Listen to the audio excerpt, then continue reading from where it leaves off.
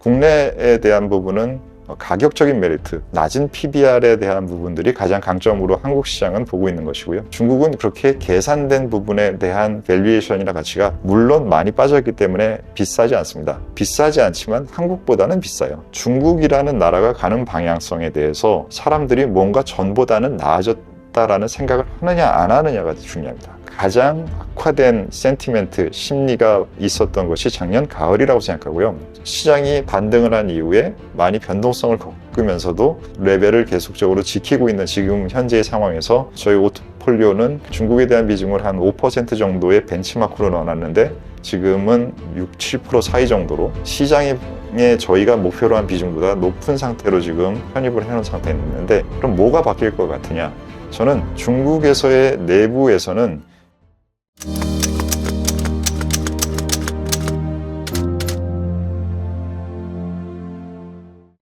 안녕하십니까. 오종태의 투자비용법 오종태입니다. 중국 시장이 많은 사람들의 관심에는 아직도 그렇게 튀어나오고 있지는 않지만 사실 지금 중국 시장의 움직임이 그리 나쁘지가 않습니다. 여러분들이 올해뿐만이 아니라 2025년뿐만이 아니라 2024년을 1년 단위로 계산해 보면 중국 시장의 그 성과가 앞쪽에 있어요. 그런 기억이 매우 없던 게 24년의 여름까지 너무나 안 좋았다가 24년 후반기부터 좋아지기 시작한 부분과 변동성을 겪으면서 다시 또 올라오는 부분이 최근에 발생하고 있어서 아직은 이게 그렇게 많은 사람들의 지속적인 관심에 있지 않은 상황이지만 뭔가 변화가 계속 있다라는 말씀을 제가 작년 10월 달에 중국에 대해서 다루면서 영상에서 여러분들한테 말씀을 드렸었습니다. 그 부분에 대한 업데이트 내용을 다뤄보도록 하겠습니다. 최근 국내외 뉴스가 정말 많아서 소화하기가 벅찬 수준인데요. 그렇다면 중국 경기 관련 뉴스를 챙겨보지 못한 투자자가 절대 놓치지 말아야 할 내용들을 정리해 주신다면요? 그러니까 중국은 다른 우리가 이제 미국과 중국과 한국 그다음에 일본 살짝 이렇게 가장 우리에게 지속적으로 많이 영향을 주고 관심이 많은 나라잖아요. 그 네 나라 중에서 가장 운영되는 시스템이 다른 나라가 중국이죠. 중국은 정부에 의한 부분이 전체 경제나 사회에 한 7, 80%의 영향을 주고 나머지가 민간에 의한 움직임에 의해서 방향성이 잡히는 사회이기 때문에 우리가 투자를 할 때는 중국은 그냥 정부에서 무엇을 하는 것을 봐라라는 게 우리가 모두 알고 있는 내용이지 않습니까? 그래서 중국에서 발표한 정부의 발표치를 보면 2025년 중국 성장률은 5% 정도로 제시가 되어 있습니다. 그리고 작년 24년에도 4분기 데이터가 숫자를 5%로 맞추려고 저렇게 높여놨나? 라는 느낌이 들 정도로 중국에서는 가능한 일이잖아요. 그러한 뭔가 냄새가 나는 그러한 느낌이 있었지만 어쨌든 5%대로 맞추고 올해도 그걸 하겠다고 하고 있습니다. 근데 그 하겠다고 하고 있는 내용 중에서 여러분들이 상세 내용을 보게 되면 중국은 지금 모두 아시다시피 미국과의 패권 경쟁으로 인해서 관세라는 이슈 등등 여러 가지 수출 관련돼서 많은 허들과 노이즈가 있는 상태입니다. 그러면 그 부분을 커버할 수 있는 부분들이 뭔가가 있어야 2024년과 25년과 동일한 수준의 성장을 할 수 있겠다라는 계산이 나오겠죠. 그런데 그 계산된 항목의 세부 항목을 보면 소비에 대한 기여도가 중국 정부가 제시하는 부분이 작년 대비 높아지지 않고 되려 살짝 떨어지고 있습니다. 그러면 전체 5%라는 숫자에서 수출도 그렇게 녹록지 않을 텐데 그러면 그 상태에서 소비가 그거를 받쳐주지 않는다라고 하면 그럼 뭐야? 결국 남는 거는 투자밖에 없는데 그걸 투자로 메꾼다는 얘기인가? 그런데 투자 데이터를 봐도 그렇게 그런 부분은 나타나지는 않네. 그럼 이 숫자를 어떻게 만든다라는 거야? 라는 그러한 조금 블랙박스 같은 그러한 느낌을 살짝 주는 상태가 이 5%라는 데이터인데 제가 이 데이터를 보면서 느낀 생각은 중국 정부는 이번 데이터를 내면서 사람들에게 중국 내부의 사람들과 중국 외부의 사람들한테 주고 싶은 내용을 아직 다 얘기하지 않은 건 아닐까라는 저는 생각이 들었습니다. 일단 왜 그러냐면 지금 트럼프 1기에서 이미 계획대로 많이 되지 못하는 상황들이 너무나 많이 발생한 건 경험을 했고 그 상태에서 바이든 정부를 겪으면서 많은 규제, 특히 기술적인 면에서 제재를 많이 당한 상황입니다.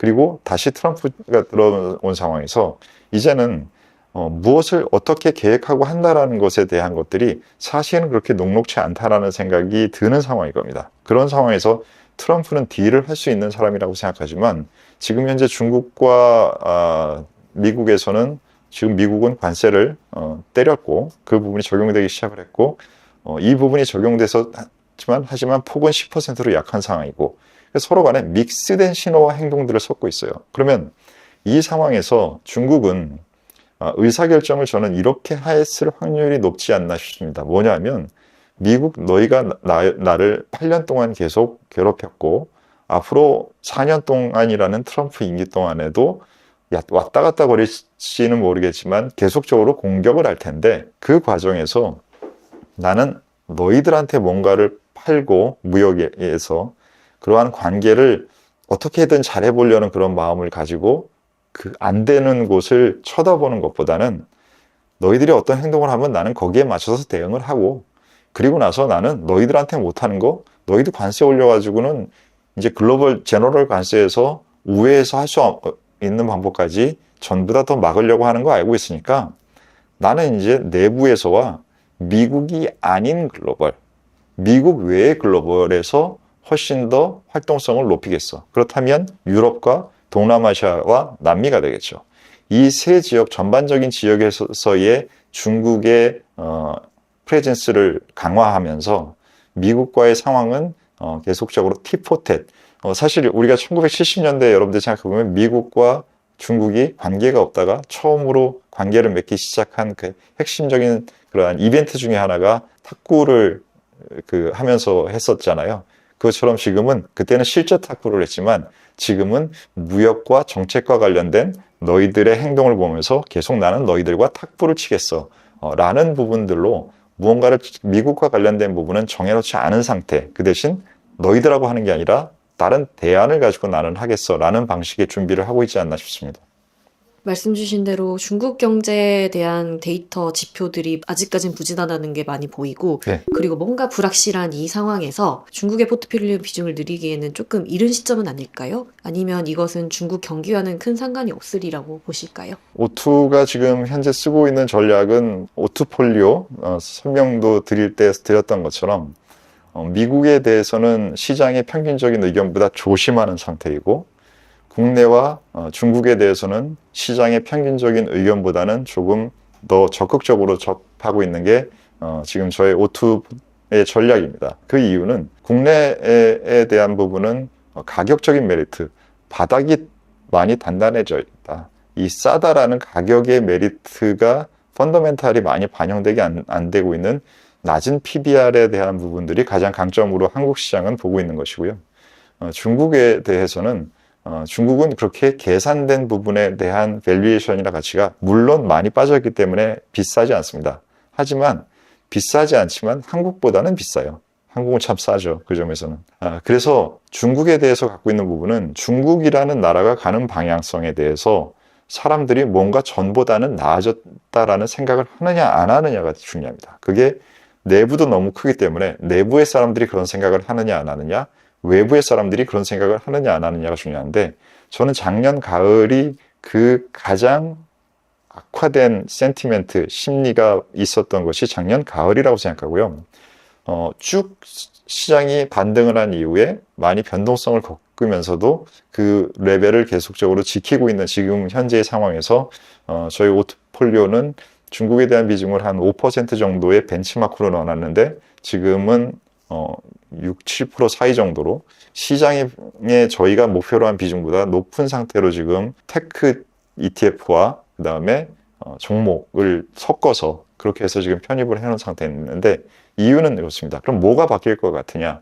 저는 중국에서의 내부에서는 지금 현재 여러분들이 최근에 자율주행 관련된 발표가 나오면서 중국의 자율주행 관련된 기업들이 상한가를 마구 가는 현상을 최근에 보셨을 겁니다. 이렇듯이 중국 내부에서 기술에 대한 부분으로 인해서 무언가를 우리가 해낼 수 있다는 것에 대한 자신감이 나타나기 시작했습니다. 그리고 너무나 최근에 큰 상황을 만들었지만 딥시크라는 상황. 근데 여러분들 한 일주일 지나니까 그것도 지금 기억이 잘 안 나실 정도죠. 세상에 뉴스 플로우가 너무나 많아져서 말씀하셨던 대로 일주일만 지나도 큰 뉴스가 이렇게 우리 기억 속에 묻혀버리지만 하지만 매우 중요한 뉴스입니다. 그리고 딥시크는 중국에 매우 많은 그러한 관련된 AI를 하고 있는 회사들 중에서 하나입니다.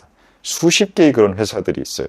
그러한 회사들이 딥시크 같은 그러한 연구나 방식으로 계속적으로 나타나는 활동들이 끊이지 않고 나타날 겁니다.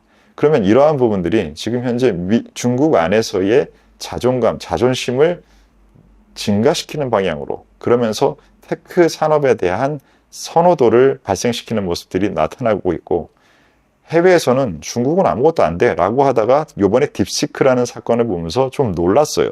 그리고 자율주행이라는 부분은 지금 미국의 테슬라와 함께 중국 업체들이 서로 간에 가장 앞서 나가는 부분들을 나타내고 있는 부분입니다. 그래서 이러한 부분들의 새로운 부분에서의 잘할 수 있는 부분들을 나타내는 것이, 한 번도 중국에 대해서는 관심이 없어서 중국은 아무것도 안 돼 라고 하다가 아무것도 안 되는 상태에서 중간은 오는 거야 정도가 아닌, 가장 앞서서 경쟁해야 되는 분야에서의 뭔가 놀라운 현상들을 만들어내는 주체가 미국만 있다가 중국까지 같이 올라왔다라는 부분이 사람들, 글로벌 투자자한테도 무시할 수 없는 그러한 확인, 관심을 만들어내는 상황에 있다고 생각되고, 그 부분이 밸류에이션이 그렇게 높지 않은 상태, 사실은 낮은 상태죠.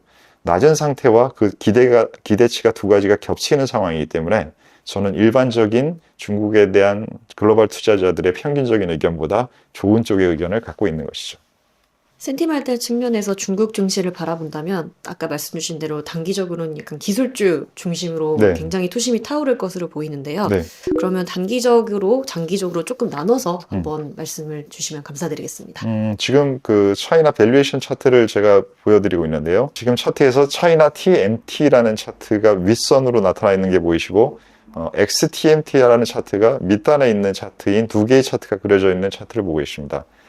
이 TMT는 테크놀로지, 미디어, 텔레커뮤니케이션이라는 세 업종을 다루는 차트이기 때문에 기술주와 관련된 부분들이 윗단에, 당연하겠죠. 그렇기 때문에 밸류에이션이 높겠죠. 근데 이 두 부분이 전반적으로 역사적으로 다 떨어져 있는 상황입니다. 그렇기 때문에 밸류에이션 레벨은 전통주나 기술주나 둘 다 밸류에이션 부담이 이렇게 있지는 않은 상태이고, 이 상태에서 처음에 설명드릴 때 중국의 GDP가 소비를 그렇게 전체 성장률에서 기여도가 높게 산정해 놓고 있지 않다라는 얘기는, 중국 정부가 이 두 가지의 차트에서 올리고 싶은 것은 바로 TMT 차트인 위의 기술주에 대한 부분들을 훨씬 더 세게 밀어 올리면서 밑단에 있는 부분들의 소비와 여러 가지 내수 경제와 전통 경제에 관련된 부분들의 기여도가 작더라도 위의 기술주의 부분에 대한 영역을 세게 올리는 그 숫자를 만들 수 있다는 생각을 하는 것은 아닌가라는 생각을 하게 되고요. 그 부분이 최근에 중국의 테크주의 상승에서도 저는 그 부분이 일정 부분에 반영되고 있지 않은가라는 생각을 하기 때문에 중국 시장을 포지션하는 방법이 전체 시장보다는 테크 관련된 ETF로 그 포지션을 사용하고 있는 것이죠. 차트를 보여드린 것은 중국 내부에서의 움직임이고, 지금 또 하나 새로운 차트를 보시면 미국의 테크 주식의 밸류에이션과 중국의 테크 주식의 밸류에이션의 차이를 보시는데, 상상하시던 만큼 극도로 벌어져 있는 상황일 수밖에 없잖아요. 그러면 이렇게 극도로 벌어져 있는 상황이라서 이전에는 중국의 테크 업체들이 무슨 미국의 테크 업체들하고 경쟁을 해, 까불어. 이런 상황이면 이 그림은 되게 어울립니다. 근데 지금 최근에 우리가 겪고 있는 것처럼 말씀드렸듯이 AI라는 부분에서, LLM이라는 부분, 여러 가지의 새로운 기술에서, 그리고 자율주행에서 이런 부분들이 허걱허걱 놀라게 하는 부분이라고 한다면, 그 놀라운 부분이라는 관점을 가지고 이 차트를 보시면 어때 보이십니까? 너무 벌어지진 않았나요? 라는 부분의 생각을 누군가는 할 수 있고, 오투는 그런 생각을 하는 사람 중에 한 명인 거죠. 딥시크를 보면서 이제 중국의 저력을 발견한 사람들이 많습니다. 네. 일찌감치 중국이 물밑에서 기술을 개발하다가 어느 순간 치고 올라갈 것이라고 말씀하셨던 입장에서 이런 사례가 AI 외에 다른 분야에서도 일어날 수 있을까요? 오투가 좀 약간 그 부분을 요번에 플레이를 잘 못한 부분이긴 한데, 방산 관련된 부분을 제가 좀 약간 우리 포트폴리오를 진행하면서 좀 아쉽게 생각하고 있고 반성을 많이 하고 있습니다. 그래서 최근에 편입은 하고는 있는데 국가 간의 제국이라는 부분, 패권이라는 부분 이런 단어를 사용할 때 가장 중요한 부분은 군사 관련된 부분일 수밖에 없습니다. 근데 지금 이 군사 관련된 부분에 있어서 우리가 미국에 관련된 부분은 이번에 우크라이나 전쟁에서의 활약상을 가지고 있는 팔런티어라는 소프트웨어라는 기업 측면에서도 봤고 안두리라는 비상장 기업이지만 미국의 새로운 방산 기업이 얼마나 놀랍고 뛰어난지도 보고 있어요. 그리고 그 회사들은 다 피지컬이 됐든 소프트웨어가 됐든 다 AI를 잘 활용하고 있는 방식입니다. 근데 지금 우리가 중국에서는 그러한 부분들이 어떻게 되고 나타나고 있는지 정보가 현상이 없어요. 그런데 지금 우리가 하나 알고 있는 것은 뭡니까? 글로벌 전체에서 드론에 관련된 기술이 가장 뛰어나고 많이 발전되어 있는 곳이 중국입니다. 그리고 AI와 안면인식 같은 여러 가지 기술들이 많이 발전되어 있는 부분이 확인되고 있는 것. 기존에도 우리가 그걸 모르고 있었던 것도 아니에요. 그럼 그러한 부분들이 겹쳐진 부분이 중국의 방산과 로봇 관련된 부분, 이러한 부분들에서 신규 산업에서 아직은 우리가 확인하지 못한 많은 부분들이 있을 거예요. 그 부분이 하나하나 꺼내준다라고 하면 우리가 놀라움이라는 부분에 새로운 부분이 나타날 것이고 이번에 춘절에서도 그 행사를 하는데 로봇 댄스 팀이 나와서 이렇게 춤추는 것이 보도가 됐었는데 뭐 아직 그렇게 춤을 그렇게 잘 추는 것 같지는 않지만 동작이나 여러 가지 면에서 로봇 관련된 부분에서도 중국에서의 그 뛰어난 부분들이 하나하나 이렇게 드러나고 있는 것 같습니다. 그런 부분이 되겠죠. 지난 11월 영상 리뷰를 해서 황소꼬리를 잡는 모양의 그래프라고 말씀을 하셨습니다. 네. 아래로 내려갈 확률과 횡보 상승 시나리오를 말씀 주셨는데 그 이후 4개월, 지금 25년 1분기에 해당하는 시간이 지났는데 네. 어떤 경로 위에 있다고 보시나요?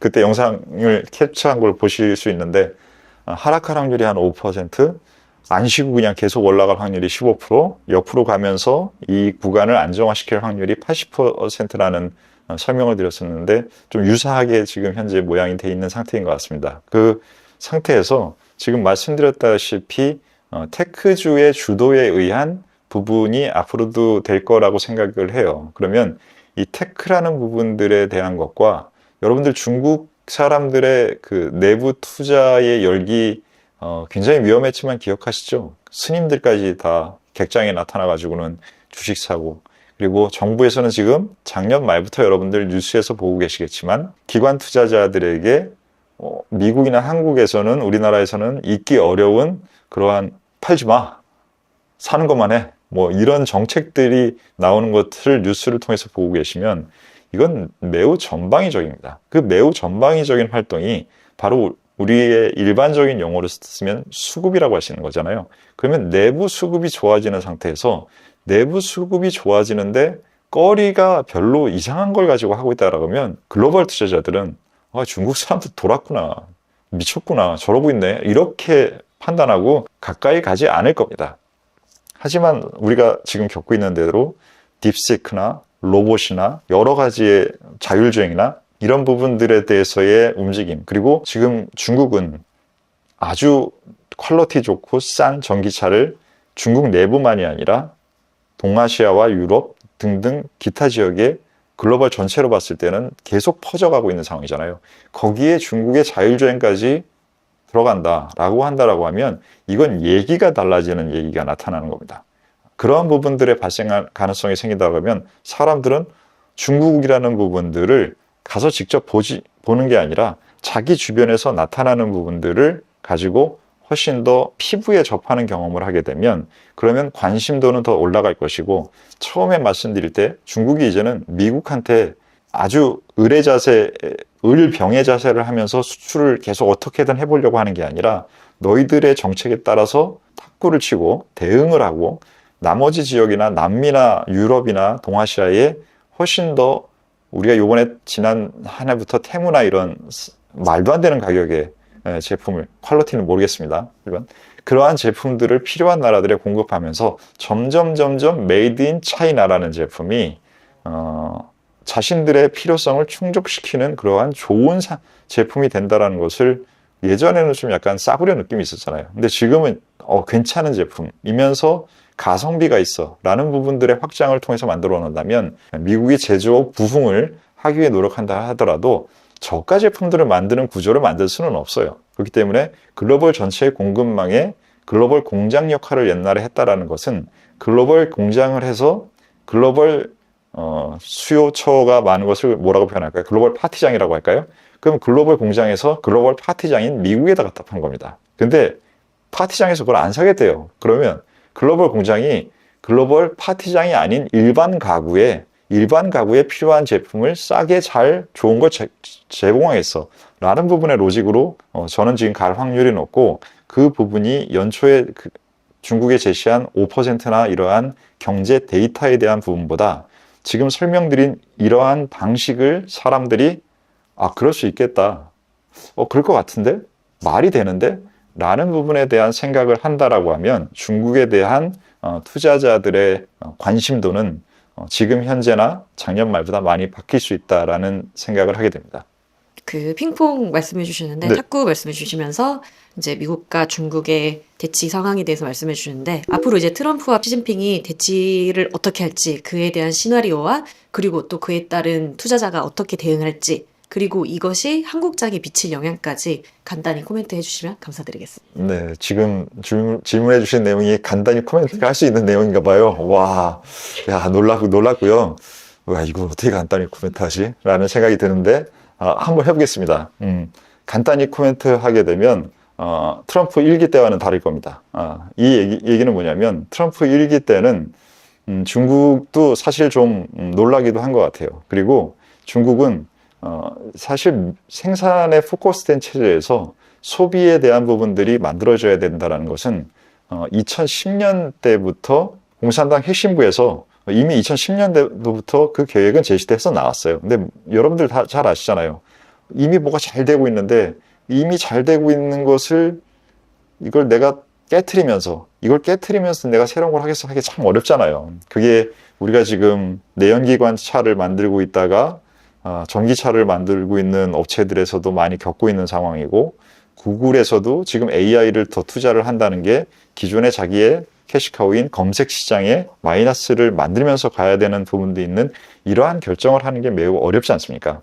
그러한 결정에 대한 생각은 2010년에서 2015년까지 계속 있었어요. 근데 그래도 할만한 상황이고, 그래도 먹고 살만한 상황이고 하기 때문에 그 정책을 강하게 실행할 의지가 나타나지 않았던 구간이 있었던 겁니다. 16년부터 이러한 분위기가 바뀌고 방향이 바뀌고 상황이 바뀌기 때문에, 그럼 기존에 있었던 그 계획을 지금에는 해야 되겠다라는 이게 계획과 의지가 만나게 되는 거죠. 그리고 지금 상황에서는 상대가 내가 좀 어떻게 다른 게 잘 보이려고 해도 받아줄 생각도 없고, 그렇게 되면 상황, 상대, 내 의지, 이 세 가지가 만나서 변화를 만들게 되면 그 전보다는 더 강한 변화를 만들 수 있는 가능성이 생기게 되는 거죠. 세상에서 가장 여러분들이 강한 것은 세습 구조를 갖고 있어요. 이게 무슨 독재가 뭐고 어쩌고 해서, 자, 여러분 생각해 보십시오.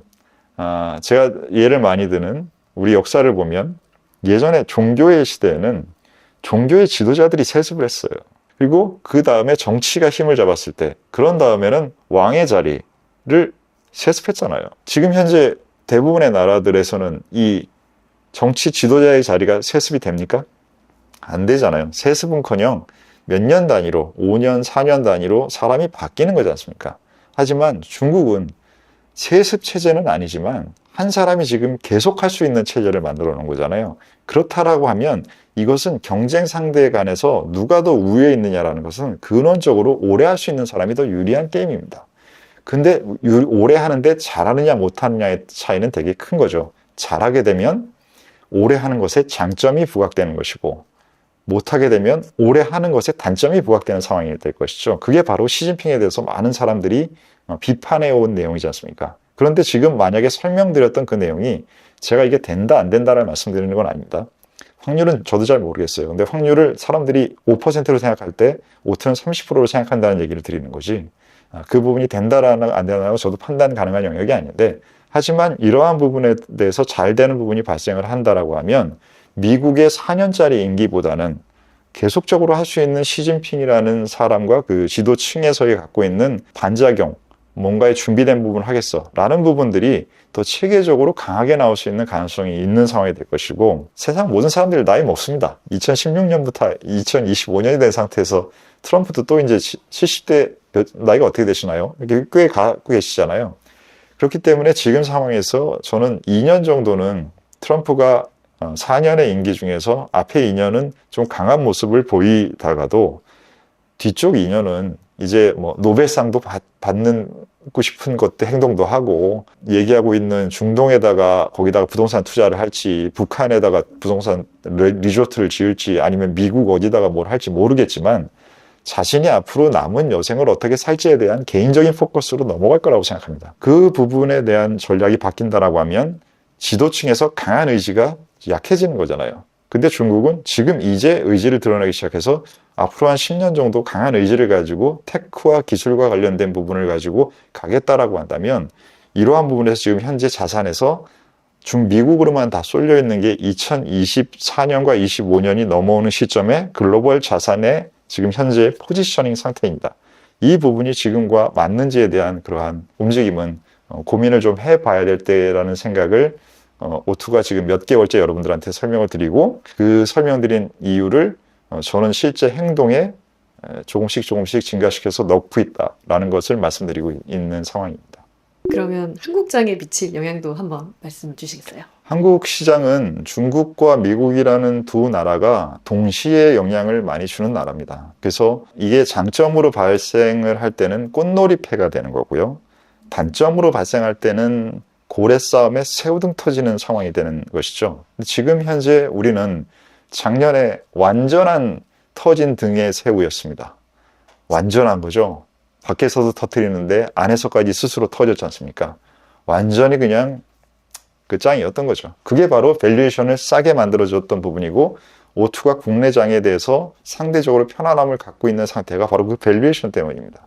근데 지금 이 상태에서 중국은 말씀드렸다시피 이제 밖에서 미국 이외의 지역은 한 명이라도 더 자기의 적이 아니라 자기가 무언가를 팔 수 있고 교류를 할 수 있고 영향력을 펼쳐가는 방식으로 나와야 됩니다. 그래서 여러분들 신기하지 않습니까? 중국이라는 사회는 일반적으로 폐쇄 사회라고 느껴지시는데, 이번에 AI에 발표된 부분은 오픈소스를 발표를 했어요. 그럼 이제 이 기술 차원에서 나타나는 부분에 있어서 미국은 지금 계속 뭔가 클로즈 방식으로 정치도 하겠다라고 하고, 기존의 AI 개발도 그쪽으로 했었는데, 지금 중국에서 나오는 모든 방식들은 클로즈된 뭔가의 방식보다는 오픈된 방식이 많아요. 이거는 정체성이라는 것보다는 필요성이라는 부분이 섞여 있을 수 있지만, 그 부분이 지금 발생하는 부분에 있어서 플러스 값을 외부에 줘야 된다라고 하면, 또 게다가 트럼프가 정은이랑 좀 친하잖아요. 자기의 이쪽 동아시아 전략에 남한과 북한이라는 두 나라가 있는데, 저 트럼프는 또 북한하고 또 뭔가 약간 계속 좀 말 못하고 있어요. 그러면 중국의 입장에서는 사우스 코리아와 뭔가를 해야 되는 부분에 대한 필요성이 경제적으로나 정치적으로나 커집니다. 그런 부분이 작년에 우리 한국에 대한 비자 면제도 있었고, 제가 생각하기에는 조금 지나면 굉장히 오랫동안 우리 K-팝이나 이러한 문화가, K-컬처가 못 들어가게 지금 닫혀 있는데, 그 부분에서의 신호도 바뀔 수 있는 부분들이 나타날 가능성이, 이러한 정책의 기조와 흐름이 있다라면 가능할 거라고 생각하거든요. 그러면 그런 부분들까지 발생을 하는 부분들로 좋은 영향이, 없었던 영향이 생길 수 있는 부분이 있을 것이고, 미국은 이미 좋은 많은 기대가 바이든 정부 때 투자를 하는 부분, 직접 투자를 하는 부분으로 해서 어떻게 좋을 거야 라는 부분들의 로직은 한 번 크게 들어갔습니다. 그 한 번 그게 들어가면서 주식시장에 배터리 버블도 그때 만들었던 거잖아요. 그러한 부분의 흐름이 이미 들어간 상태이기 때문에 그것을 더 높게 들어가거나 새롭게 만들 수 있는 로직을 만들기는 쉽지 않을 겁니다. 그렇다고 하면 중국에 대한 부분에 개선이 만약에 생긴다라는 부분은 어려움보다는 그 사이에 낀 나라인 우리의 입장에서는 뭔가의 기회가 조금 더 많이 발생할 수 있는 가능성도 오트는 생각하고 있습니다. 새롭게 질문을 해주시는 우리 질문자가 바뀌셔가지고 새로운데, 우리가 변화하는 부분과 유지되는 부분이 세상에는 항상 두 개가 공존해서 가고 있습니다. 그래서 그 과정 상황에서 새로운 인연이 생기기도 하고 헤어지는 사람과 만나는 사람들이 계속 있게 되는데, 제가 반백년 넘게 살아보니까 잘 만나는 것과 잘 헤어지는 것만 잘하면 세상 사는데 큰 문제는 없더라고요. 그래서 우리가 지금 투자에 있어서도 미국 시장에 대해서 굉장히 가까이 있다가 미국 시장에 지금 애매한 부분들이 여러 가지 면에서 나타나고 있는 부분이 있는 상황이고, 중국에 있어서는 전보다는 뭔가 다른 게 있다라고 하면 미국과 조금 거리를 두는 거리로 약간 떨어지는 조절하고, 중국과는 또 살짝 다시 만나고 하는 그러한 인연을 관리하는 방식으로도 이 포트폴리오를 조절하는 그러한 생각을 삶과 투자에 연결해서 사용하시는 그러한 지혜로움을 발휘하시기를 기원드리겠습니다. 오늘의 전략회의는 여기서 마치겠습니다. 감사합니다.